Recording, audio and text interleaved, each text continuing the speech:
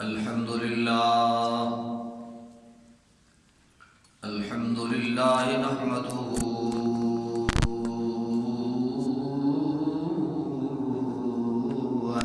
ونستعينه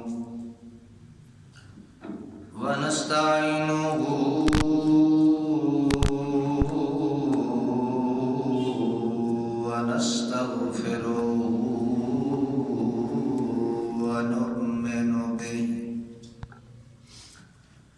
ونؤمن به ونتوكل عليه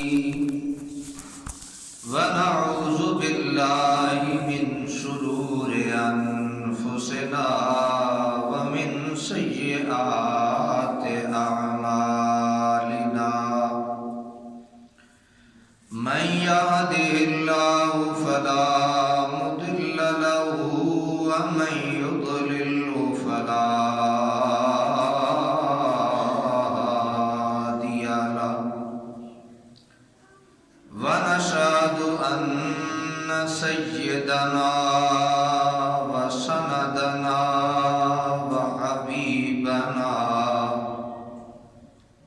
وحبيب ربنا قرتنا وقرة عيوننا مأوانا وملجأنا أعلانا فأولانا محمدا عبده ورسوله أما بعد فأعوذ بالله من الشيطان الرجيم بسم الله الرحمن الرحيم يا أيها الذين آمنوا كتب عليكم الصيام كما كتب على الذين من قبلكم لعلكم تتقون آمنت بالله صدق الله مولانا العظيم وبلغنا رسوله النبي الكريم الأمين ونحن على ذلك لمن الشاهدين والشاكرين والحمد لله رب العالمين إن الله وملائكته يصلون على النبي يا أيها الذين آمنوا صلوا عليه وسلموا تسليما بابا بلند روشی پڑھی اللهم صل على سيدنا ومولانا محمد وعلى آل سيدنا ومولانا محمد وبارك وسلم وصل عليه الصلاة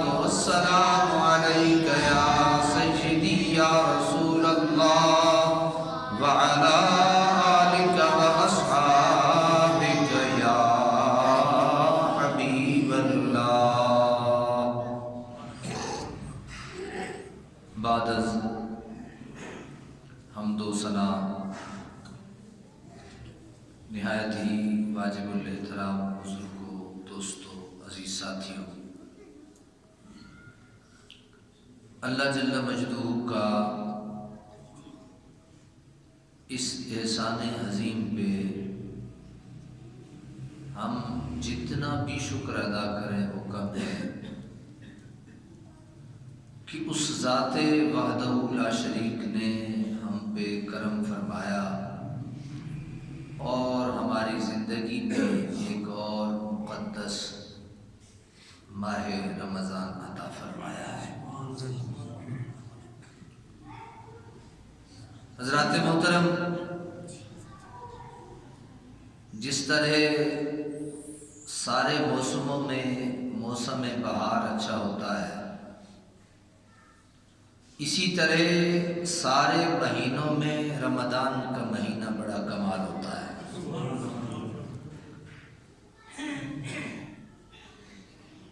اللہ تعالیٰ نے میں اکثر آپ کی خدمت میں عرض کرتا رہتا ہوں یہ جملہ کہ اللہ تعالیٰ نے اپنے محبوب محمد الرسول اللہ صلی اللہ علیہ وسلم کی امت کو بخشنے کے بہت سارے ذرائع اور اسباب پیدا کیے ہیں، جن میں ایک ذریعہ رمضان کریم بھی ہے۔ ہر مہینے کی طرح اس میں دن اور رات بھی ہوتے ہیں، صبح دوپہر شام بھی ہوتے ہیں،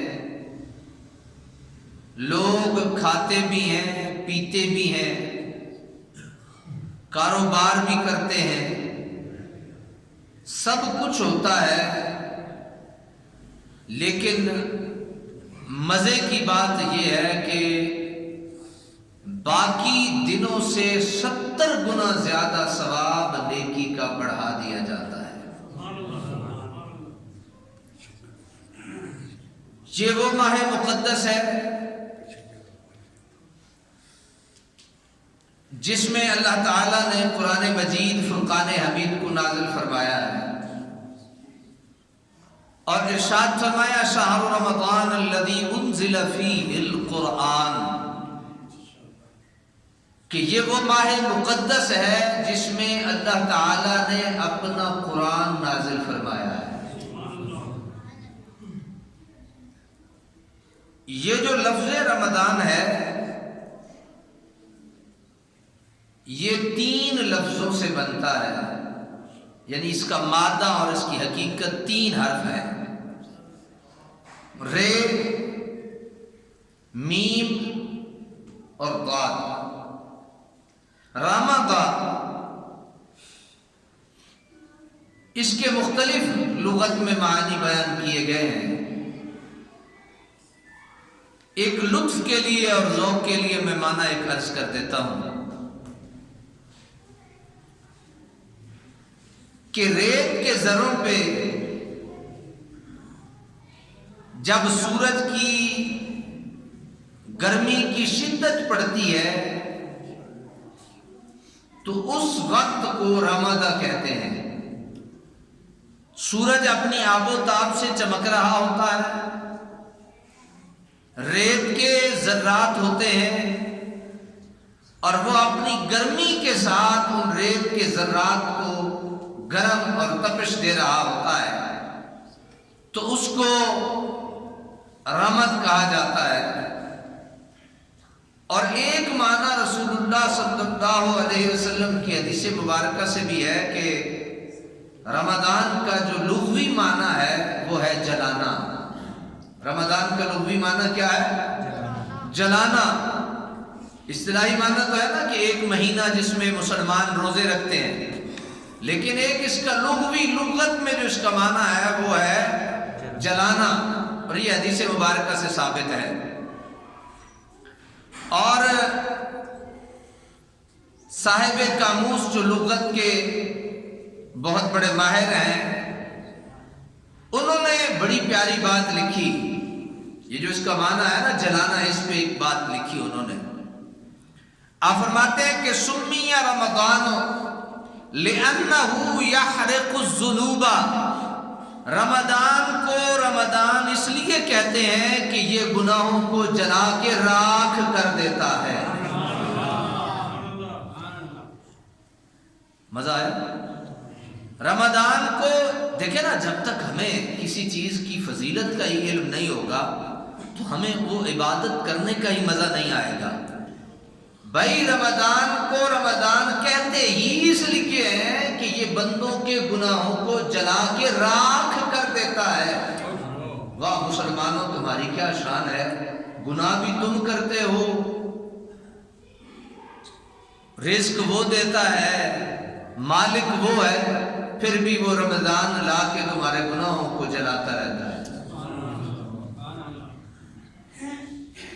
اللہ کے نبی صلی اللہ علیہ وسلم یہ دعا کیا کرتے تھے، اللہم بلغنا رمضان، اللہ ہمیں رمضان تک پہنچا دے۔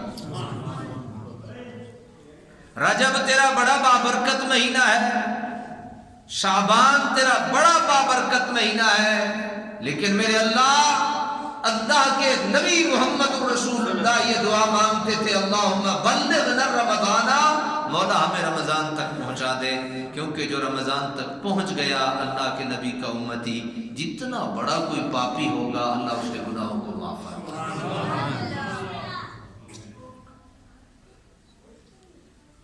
اللہ کے پیارے نبی صلی اللہ تعالیٰ علیہ وسلم وبارک وسلم، ممبر کے 3 سیڑھیاں ہیں، 3 سٹیپ ہیں۔ پہلی پہ قدم رکھتے ہیں آپ فرماتے ہیں آمین، دوسری پہ قدم رکھتے ہیں آپ فرماتے ہیں آمین، تیسری پہ قدم مبارک رکھتے ہیں آپ فرماتے ہیں آمین۔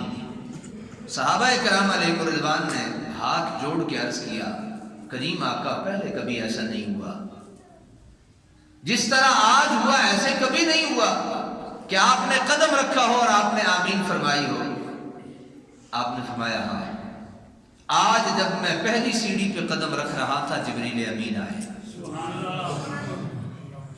جبریل فرشتوں کا سردار دعا مانگنے والا ہو اور نبیوں کا سردار محمد رسول اللہ اس دعا پہ آمین کہنے والا ہو، دعا کی قبولیت میں شک ہو ہی نہیں سکتا ہے۔ دعا سنیے، پہلی پہ قدم رکھا، فرمایا وہ شخص برباد ہو جائے۔ اب دعا کس کے سامنے مانگی جا رہی ہے؟ جو رحمت للعالمین ہے، جو پتھر کھانے کے باوجود بھی رحمت کی دعائیں دیتا ہے، جو ہر اذیت اور تکلیف برداشت کرتا ہے لوگوں کی پھر بھی دعائیں دیتا ہے۔ اللہم اہد ھذا القوم، اللہ انہاں نو ہدایت عطا فرما، اللہ انہاں نو ہدایت عطا فرما۔ پر آج سمجھ نہیں آتی، پہلی سیڑھی پہ قدم رکھا آمین، دوسری پہ قدم رکھا آمین، تیسری پہ قدم رکھا آمین۔ فرمایا جب پہلی پہ قدم رکھا جبریل آئے اور بد دعا کی، وہ شخص تباہ و برباد ہو جائے، اس کی عزت خاک میں مل جائے، اس کی ناک کٹی جائے۔ کس کی؟ جس کے سامنے آپ کا نام نامی اس میں گرامی لیا جائے اور وہ آپ پہ درود نہ پڑے۔ پڑھ لیجیے برکت کے لیے، اللہم صلی علی محمد وعلی آل محمد وبارک وسلم۔ جب بھی رسول اللہ کا نام نامی اس میں گرامی آئے فوراً پڑھا کرو صلی اللہ علیہ۔ اور اس سے بھی مزیدار یہ ہے کہ اس میں وآلہ بھی لگا لیا کرو، صلی اللہ علیہ وآلہ وسلم، آپ پر بھی اور آپ کی آل پر بھی درود و سلام ہو۔ دوسری پہ قدم رکھا، فرمایا یا رسول اللہ وہ بھی برباد ہو جائے، وہ بھی تباہ ہو جائے، اس کی بھی عزت خاک میں مل جائے، اس کے بھی ناک کٹی جائے۔ کس کی؟ جس کی زندگی میں ماں باپ ہو، جس کی زندگی میں ماں باپ ہو اور وہ ماں باپ کی خدمت نہ کر کے یا خدمت کر کے وہ جنت میں نہ جا سکا ہو۔ یعنی ماں باپ کی خدمت اللہ تعالیٰ اس کا صلہ جنت رکھا ہے۔ ایک بندہ ماں باپ کی خدمت نہیں کرتا، اسے جنت نصیب نہیں ہوتی، وہ بھی برباد ہو جائے۔